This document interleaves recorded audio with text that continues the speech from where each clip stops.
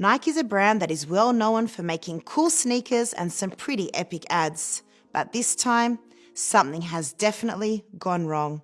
Their recent ad, You Can't Stop Us, gained mixed reviews. From praise for their creative editing to accusations of hypocrisy being a leading brand using forced Uyghur labor in China. Now, on the outset, this appears to be an incredible ad that gives us all kinds of inspirational feels. The music, the transitions, it's incredibly captivating. That is, of course, until this happens. And if we don't fit the sport, we'll change the sport. Seriously? A Muslim woman skateboarding in a niqab transitioning into a woman skateboarder waving a smoked-out LGBT flag. Now, a message to the stallions of capitalist wokeness at Nike. With all of those millions of dollars spent on perfecting your marketing campaigns and advertising strategies, did you not just think for a second that this was just a bit inappropriate? We'll change the sport. See, I'm not sure exactly what you're trying to suggest we should change. But if you're trying to suggest that Muslims should somehow change our long-standing Islamic values to conform to today's liberal standards, you might be a little off. Or if you're trying to suggest that Muslims are one in the same with the LGBT cause, you might be just a little off there too. And this isn't coming from a place of homophobia nor intolerance towards the LGBT community, but to specifically tie the two groups together just doesn't make any sense.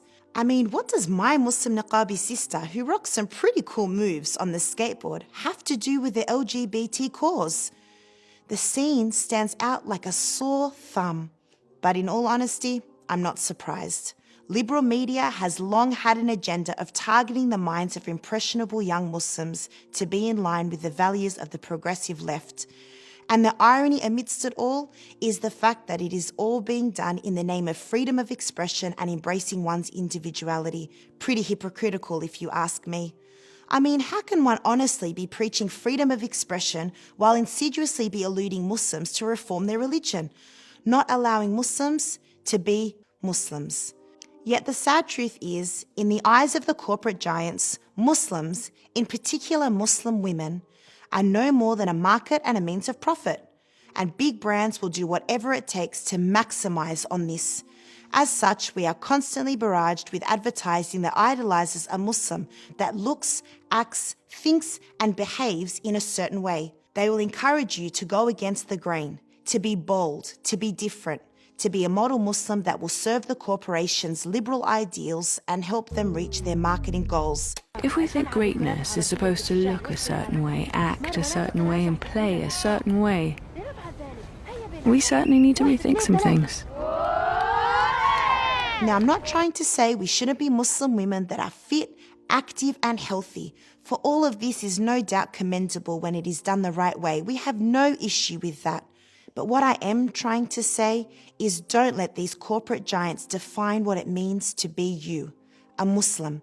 Don't let them delude you away from knowing that your greatness is in obtaining the pleasure of Allah, living a life in line with your religion and a life whereby you uphold your values, Islam.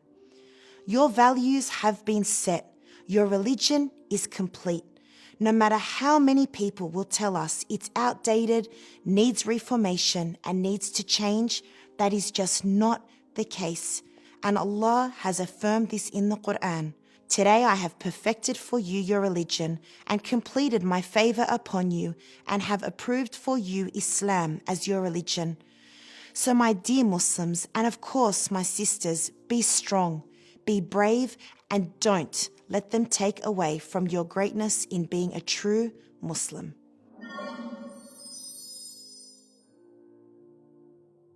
If you enjoyed this video and other content One Path Network produces, please visit onepaathnetwork.com. For as little as $1 a day, you can help in spreading beneficial content across the globe. Thanks for your support, guys.